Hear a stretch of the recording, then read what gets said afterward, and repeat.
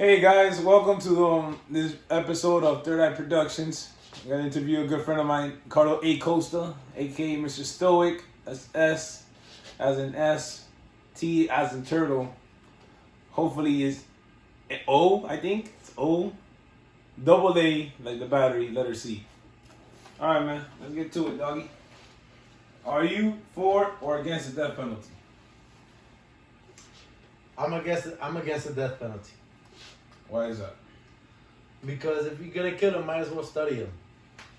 Is there a time frame in that study session? Like, what's the end game? Are you just gonna study them for life, or are you gonna study them and just keep a record of them and end up proceeding with? Well, most of the people that are on death row are there till life. Like they're there for their whole lives before they get put on the chair or whatever it is. They're there for 50 years, 60 years, so whatever. If they're gonna send them to die, might as well study them. Try to rehabilitate them. Because I believe in redemption. That's why I believe in redemption. I believe everybody deserves a second chance. Everybody who sets their mind on change. Everybody can do what they set their mind to. That's So, well, in these cases, criminals set their mind for murder. You think there's much hope for them? Huh? Yeah. Well, they set their minds for murder for a reason. Find out the reason. See if you can change that reason, or if you can get them or convince them or sort of like show them that they want to change that reason. No, you know, it'd be crazy, bro. If like the murderer, whatever, the serial killer, whatever the fuck category he's put in, ends up like out thinking or out punking the own psychologist. Just like beating him at his own game. That's what happens with sociopaths. Like, you think they're capable of that? No, they've done it. Oh, they've done They do it. They do it all the time. I read up on Quora all the time about psychologists having trouble with sociopaths because sociopaths are smart or shit like that. Happens all the time. All right, cool. You ever seen Silence of the Lambs? Nah, bro. The only reason I know about that movie because the fucking butterfly in the guy's mouth. But I never got it because why they put that picture, but it's a fucking lamb. I'm assuming the lamb is like the sheep, right? Maybe probably some MK Ultra shit. Alright. You know about my MK Ultra? Nah, bro. Don't try to make me look dumb in my own interview, bro. You don't know about Monarch mind control? Nah. Alright, thanks, bro. Do you want to talk about it since you brought it up? Nah, it's just product placement. Oh, okay. Product placement? Subliminal messages, though. Oh, Lord. Are we have to do an explain video after this interview? So people who don't get it? More content. Alright, topic number 2, man. Hey, should bilingual education be mandatory in school? Should bilingual education be mandatory in a school? No. Mandatory, no. I think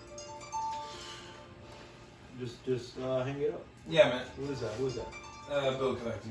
Oh yeah? Yeah. Right. Sorry about that, guys. Technical difficulties. Alright. Should it be mandatory? No, I don't think school in general should be mandatory. I think school should be for those who choose it. For those who choose to learn, because that's what school is for. School is for you to learn. So if people are forcing you to learn, you're not gonna learn. Alright, so off-topic question. Not really off-topic, but a tangent. So if school shouldn't be mandatory, then what would you say how would kids get an education? What should kids do in the meantime since they're not going to school? Like, you think kids will actually be interested in actually being farmers or learning trades at such a young age? Yeah, the thing is, if you don't oppress or not oppress, but like if you don't cut the child's curiosity, he's gonna find something he's interested in, dedicate his life to it, or dedicate a given amount of time to it. Like, you might change interests because we're not static beings, we're always changing. But I think, like, going back to the question, right? Should schools, what was it? Should bilingual education, how is it? Should bilingual education be mandatory in school? I don't think it should be mandatory because I don't think school should be mandatory, but I think that it better serves the school or it better serves the student to learn many languages. Yeah. Because, No, my bad to cut you off. I say yeah because, in my opinion, I feel like the kid would just be more cultured.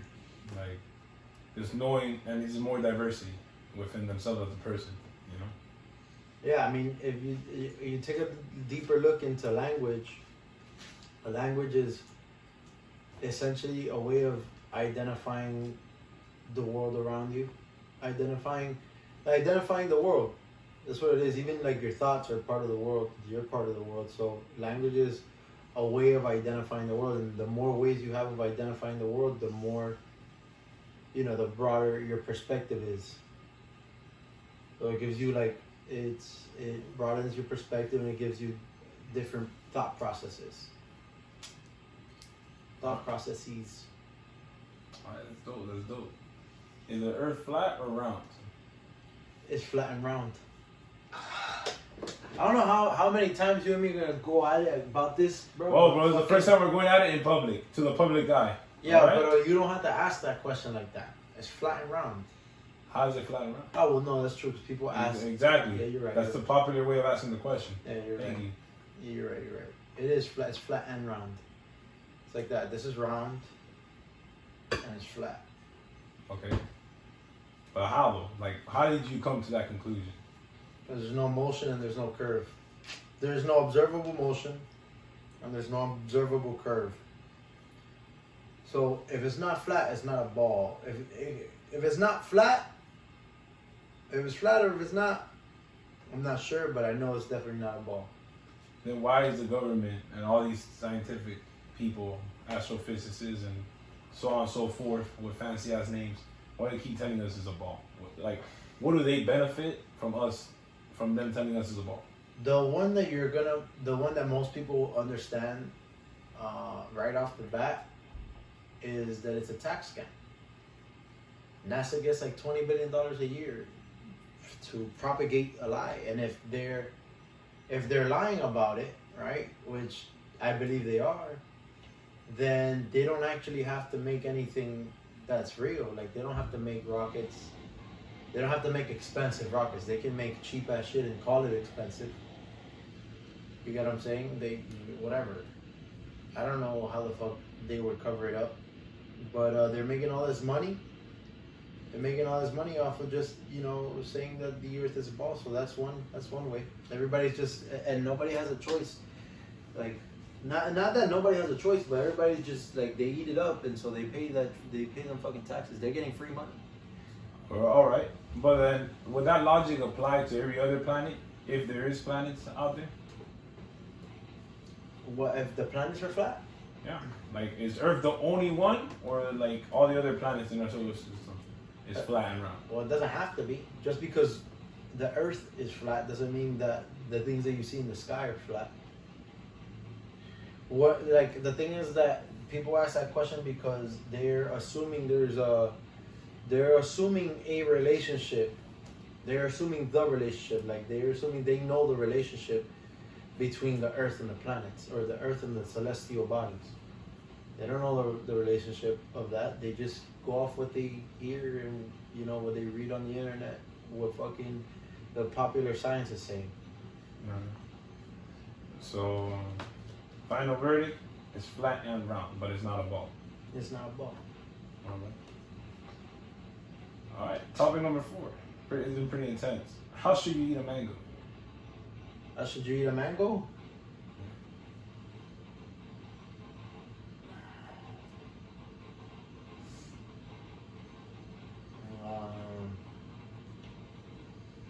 How should you eat a mango? No, however the fuck you want. But there's no proper way of eating it. Like, look, a banana, you're supposed to peel it from the bottom down, or depending way. I think if you're holding it like this is the bottom, this is the top. You gotta peel it like that. Wait, how is it the bottom if it's on the top? Because the top is like the part that's connected to the tree or wherever. Okay. Then the bottom is just the pit. Okay. So you're supposed to peel it from the pit. Then from the pit. Yeah. Well, assuming that you're holding the pit up to peel it. Okay. If the pit is down. All right. There you go. All right. So I would eat a mango. You peel it from the pit. No, bro. Like, what do you eat? The skin? Yeah, I eat the skin. You're that type of freak, huh? I eat the skin, bro. That's no bueno, bro. Skin has fiber, bro. Yeah, it's gonna No, protect the fiber's already when you peel off the skin that you suck it from the inside. You're saying that the skin has no fiber? No, I'm saying that the fiber in that skin is not on top. Like, it's not the part that you see. It's the inside, like when you peel it off. So the skin has no fiber? I'm telling you, it has fiber. It is not where you see it. Bro, check this out. This is a mango, right? Let's just say, the fucked up mango. All right, let's say this Pee-wee-ass wallet is a mango. That's my wallet. Pee-wee as fuck. But let's say this is a mango. Right now, the fiber's gonna lie inside here. It's gonna live inside there? It's gonna be inside there. Oh. Hey man, relax with Austin. When you have your own show, you do what you want. All right, bro. So how's it gonna work out? So the mango has the fiber on the skin, dude. But it's inside, bro. That's where you actually see the fibers. The outside, there's no fiber. They're just like the cell wall type shit, you know? No. Fibers is different than fiber. Fiber is different than fiber? No, like you're saying fibers. Fibers is different than fiber. Fiber is as a macronutrient. Yeah, it's a macronutrient, I think. Or a micronutrient. You think? I think the macronutrient is carbohydrates and fiber is a type of carbohydrate. Or whatever, but fiber is different than fibers. Like fibers is like what holds things together. Bro, but do you get what I'm putting down, bro? Yeah, but no, because the skin has fiber. No, it doesn't. Okay. So you're saying me an orange Look peel? it up. So you're saying you got the sticks right there, bro. Hop on.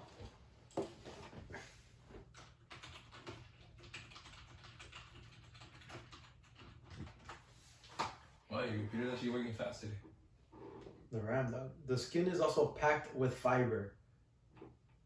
But all right, clicking. No. Can you eat mango skin?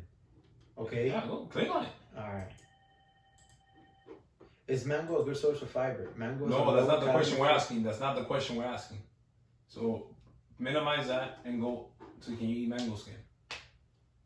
All right.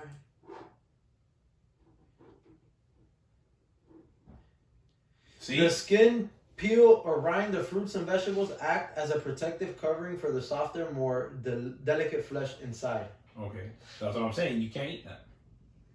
Whoa. Nothing has suggested that. All right, keep on reading, bro. Though often discarded, the majority of these peels are edible and packed with nutrients like fiber, vitamins, minerals, and powerful plant compounds. Mango is a popular fruit whose skin is commonly removed and thrown away before eating. Some people argue that mango skin, which is highly nutritious, should be consumed instead of tossed. This article explores the value of eating mango skin. Well, I mean, should we continue or did you get no, yeah, I got it. That's a fugazi ass website, bro. That's Healthline.com. Nah, I don't think that's healthy. I think the niggas there like to live life on the edge. Alright, bro. Healthline? More like what is it? Fucking lifeline? Lifeline? I don't know. Them niggas No. lifeline. What's the line? The beep. What is it? I don't know, bro. I'm not a doctor, though. The what the fuck is it? The line, flat line. Flatline when you die. Nah, there you go. Instead of health line, more like flat line. Oh, there you go. Attaboy. Damn, dog. That's funny. You're smart as fuck, dog. That's funny, bro. Damn, bro. I wish I was like you when I grew up. You should be conducting this interview. Hey, man. Whatever, bro. Topic number 5, man. Okay. Climate change. Is it fake news or real? I think it's fake news.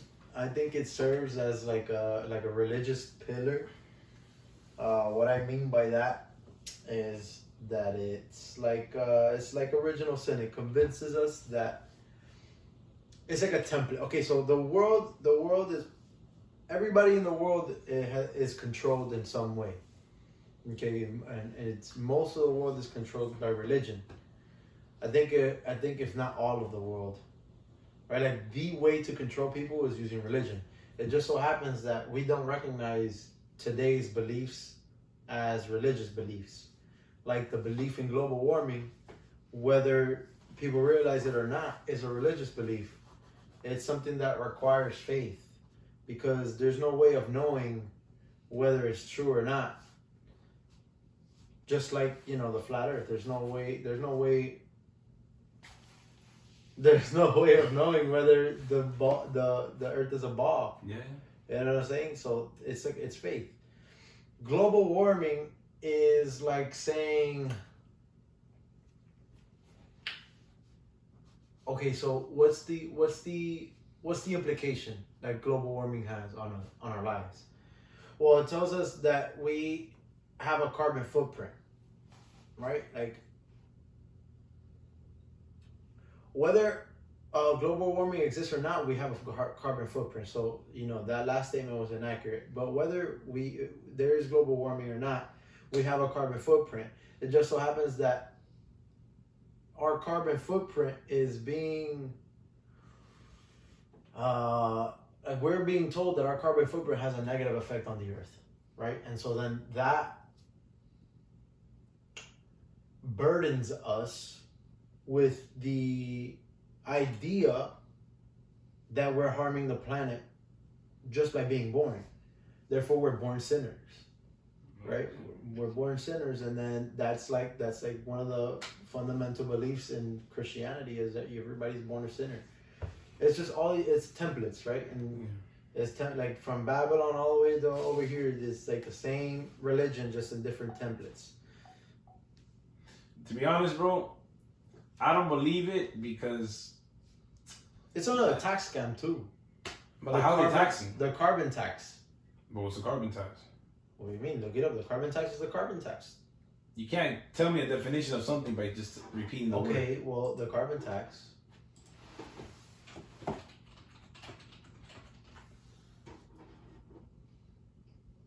What's carbon tax? A carbon tax is a tax levied on the carbon content of fuels and like carbon emissions trading. And like carbon emissions trading is a form of carbon pricing. So carbon tax, dude. You're getting taxed for the CO2 you emit. For the CO2 you produce. So the US is number one in CO2 production. They pay the most taxes. Where you pretty much saying? Pay taxes to who? Then where's the tax from? You pay taxes to the U.S. The U.S. doesn't pay taxes to nobody. So I'm paying the government because I'm wasting carbon fuel. How the fuck? No, because you are a carbon life form. Oh damn. Well, I don't know. To be honest, look, hold on. And how does it work? Carbon tax is a form of pollution tax. It levies a fee on the production, distribution, or use of fossil fuels based on how much carbon their combustion emits. The government sets a price per ton on carbon, then translates it into a tax on electricity, natural gas, or oil. Okay. What is carbon tax? Who will pay it? A carbon tax is paid by businesses and industries that produce carbon dioxide through their operations. The tax is designed to reduce the output of greenhouse gases and carbon dioxide. Pretty accurate.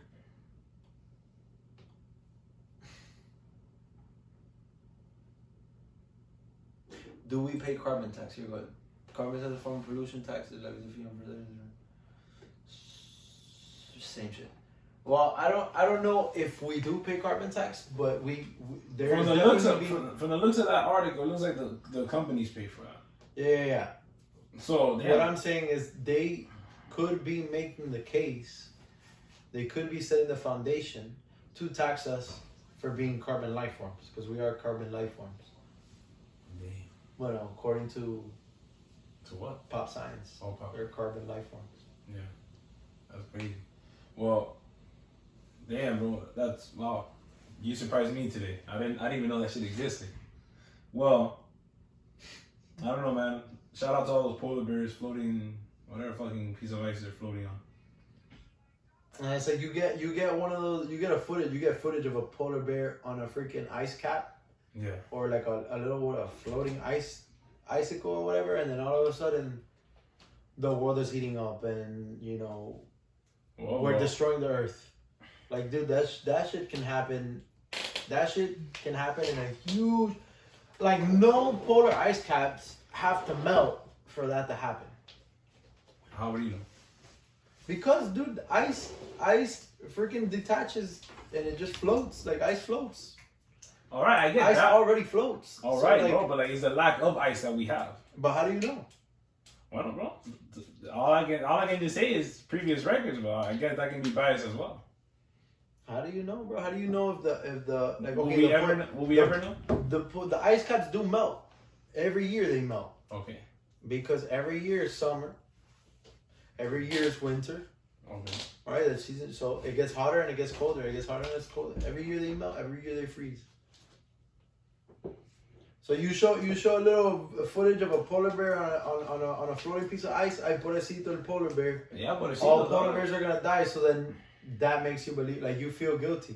All right, and then the guilt makes you believe. But then you feel all right. So check this out. So why is it? Let's be close. So let's say in our parents' generation, the clothing they wore then is so much different from the clothes we're wearing now. Over there, you see people wearing in the middle of summer wearing 3-piece suits. Well, we're out here wearing fucking tank tops and flip flops. And some people wear 3-piece shorts. suits where? In the fucking back in the day, bro. Yeah, but your parents and our parents, they grew up in different countries. Whoa, bro, is it hot in Colombia? It is hot in Colombia. Well, it's hot in Cuba. It's actually hot in Everywhere's hot. No, not everywhere's hot. But I'm saying, like, Colombia has every season. All right, bro. So in the summertime, they're wearing 3-piece suits. No, they're wearing bikinis. They have bikinis back then? That's what they wore? I think that the clothing has to do with culture, not with how hot it was. Yeah. No, I think it has to do with how hot it is, because I'm not going to wear a fucking 3-piece suit. No. And it's 90 fucking degrees. No, it had to do no with matter values. what the fuck. It had to do with values and principles, bro. You couldn't be a slut. Like, you know what I'm saying? I get it. Like, women are always being slut shamed.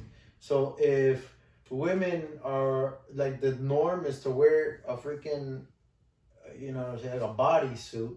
What do you call that? Like a whole ass bathing suit, right? What is that shit called? What is that shit called? A bodysuit. Or whatever. And then one girl is wearing a bikini. One girl is gonna get slut shamed. Yeah, I get it, but we're not talking about that, bro. I'm talking about like your everyday activity, just going to the store in the summertime. Am I possible? We're like a 3-piece suit or like a suit in general. You wouldn't wear like what we wear now, like it's just a shirt and maybe slacks, which is more or less understandable, or shorts. Like, wouldn't wear that shit. No, dude, style. It's style. Like, shit goes out of style too. Like, you're talking about one thing, but there's a bunch of factors that affect what clothes you wear. Like, okay. Everybody used to shave and shit. Okay. Like, everybody used to shave and everything. But according to your argument, it was less hot back then. So then why did they shave back then and then now they're shaving less? When it's hotter. I don't think your facial hair brings you that much heat. Yeah, it does. You sweat like a motherfucker. I don't know, bro. It makes you warmer. And having long hair too, like, it's uncomfortable in the heat because you sweat and like it gets all sticky. Just ask Brandon. That beard makes you hot, bro. When you shave your beard, it's like you got a fresh face. So like, it's like two different points for two like contradicting claim. I don't know, dude. It's you're contradicting. I'm not contradicting, bro. It's contradictory because if the styles are determined by how hot it is or like the temperature, then today they'd be shaving their beards off and cutting their hair. But that's not what you're saying. More people are growing their hair out. More people are growing their beards out. So in your belief, it was more of a trend. Yeah, it's just trend. That's all it is. Alright. It's just the style, that's what it is. Like, back then, it was respectable to wear suits, you know? So damn, just out of respect and just formality, I would just be sweating my balls off, but I have to wear that suit. Yeah. Back in those times. Yeah, they would carry handkerchiefs and shit and be like that all day. Wow, that sucks to take, though. Yeah. That's horrible. Well, thank God we're in this era, right? It sucks to be done. All right. So last question, man, just to wrap this up. Is marriage overrated? And when I say, check me out. When I say marriage, just the idea of having to sign a paper. So I'm not talking about having a whole wedding and putting on the rings. No. I'm just talking about the idea of going to a courthouse and be like, oh, this is my wife. Yeah, legal marriage. Yeah, legal marriage. So the ceremony aspect, me personally, I don't criticize. I think it's a pretty special moment. Something that should be celebrated. You only get married once. I think it is overrated. It's really because that's just a business move. Like it's not, and it's a bad business move at that. I think because, like, you have to file taxes jointly. Yeah. Like I don't know. It's just. But it's just. I don't see any benefits to it other than like giving your wife half of your shit documentation. No, because you didn't get a prenup. Yeah, but that's the thing. What happens if like you tell your chick, hey, I want a prenup? Like how the fuck? Well, I don't know. I don't think. How do you say that smoothly? I don't think you can ever work that out. You can never work that out. I don't think you can. I don't think that it can ever be a good situation if a guy makes that proposal. I think the only way it'll work out is if the girl makes a proposal, like, oh, let's get a prenup. Will you take it? If they were to offer you? Yeah. Oh yeah. I'd take it. Yeah, bro, your shit, my shit, boom. You keep your. I'd sign the prenup. Yeah, I'll sign that shit too. But yeah, man, how I view it, bro, is just stupid, dog. You ain't gotta tell nobody your business, bro. Like that's your girl, that's your girl. Y'all know what's real. I don't think the government or anybody else should really know what's up. You get what I'm trying to say in the legal aspect. Yeah. And that's it. Just pretty much whatever you make, I think there should be some level of respect of like, say that, but the marriage doesn't work out. Like, obviously break the person off. Like, oh shit, we made all this money together. Like, oh, I'm gonna give you whatever. Let's say 50 G's if you're a millionaire. I don't know, whatever the fucking ratio will be. But break off that person, not leave that person just like all stranded. Like, okay, like, fuck, where do I go now? Oh yeah, well that's what. At a point in time, you did build something or accomplish something together. Well, not necessarily, but it's true that it happens. Like not every marriage is like that. Yeah, not every marriage. So then some people don't deserve to split. Exactly. So, I mean, that's what that serves. That's the purpose that it serves. That legal, you're binded to that word. To that document. You have to give it up, and then because you sign. I mean, by law, what I'm saying. You have to give it up, and if you don't, then you're penalized for it. Whereas if you don't sign that, there's no way of getting that from you. Yeah. So it's kind of unfair for the other person if they don't get their cut, and there's no way of them getting their cut unless it's through your own generosity.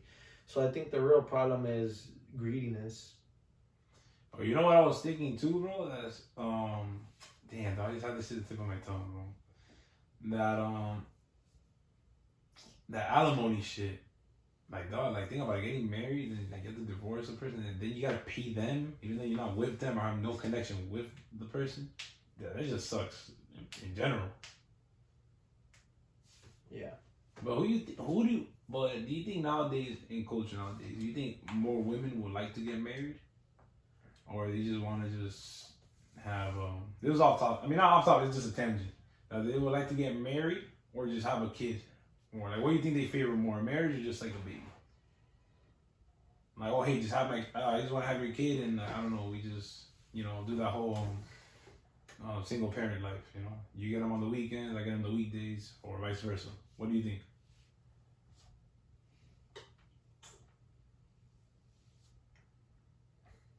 That's a question about the state of like female morality.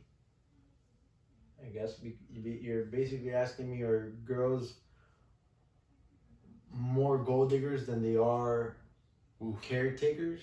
That's pretty controversial, bro. That's pretty much what that question is, just like in a fancy way. Wow, that was not fancy at all. But I'm just saying, like, think about it. Like, I see girls celebrate baby showers like it's like some crazy ass shit. But then half of these girls that like celebrate these bougie ass baby showers, they're not even married half the fucking time. They're just kind of like either doing whatever, just single, not really single mother because the baby daddy helps, but they're not together. Like, I don't know the word for that. Separated. I guess separate parenting, maybe that's what it's probably called. Yeah, they're just separated. Yeah, So it's just like, fuck, dude. Like, I think like people just like throwing parties. People just like throwing parties. So that's why you see that. Like, that's why you see them happy as hell in a baby shower. They just love throwing parties. I mean, it's exciting to have a baby. if you're a woman, because that's like your main purpose in this world is to have children. Well, don't say that. There's a couple of female that can disagree with you, you know? No. That's like that's their, or maybe I'm saying it wrong, but they already have a purpose, whether they have one or not. You get what I'm saying? Oh, okay. And it's to have babies. Yeah, you're not about like in the biological sense, right? Yeah. Oh, okay, yeah. You know what I'm saying? And men don't have baby, like they don't have babies, and they don't really, like, you see a bunch of kids come up without their dads. Yeah. And it's because it's not very, I mean, it's incomplete. Like, that is an incomplete household. It's an incomplete, like, raising of a child, but the mother does it anyway. And it usually falls on the mother to take care of the kid, and the mother is least likely to abandon the kid. Yeah. There's like it's something, it's biological, man. It's biological. Biological shit? Yes. I don't know, bro. My pops went to get on milk and just never came back. One day he came though, and he's like, "Oh, I forgot to get cigarettes." Then I didn't see him again. Like that? And just like that, straight gangster though. It was some crazy shit. I was like, "Hey, you're back. Where's the milk?" He forgot the milk too. I was like, "Fuck." I didn't touch that box of cereal for a fat ass minute waiting for milk. And when he came back, he had no milk. So he's like, "Oh shit, gotta get my cigarettes." And then boop. 20-something years later, I'm here interviewing you. Ain't that some shit? All right. Let's wrap the joint up before we start getting our feels. Hey man, so this is Carlos A. Costa, Mr. Stoic himself, man. Thank you for your time, man. Appreciate you, doggy. Give me that. Oh, what? Pound it, dog. All right. Thank you, Batule.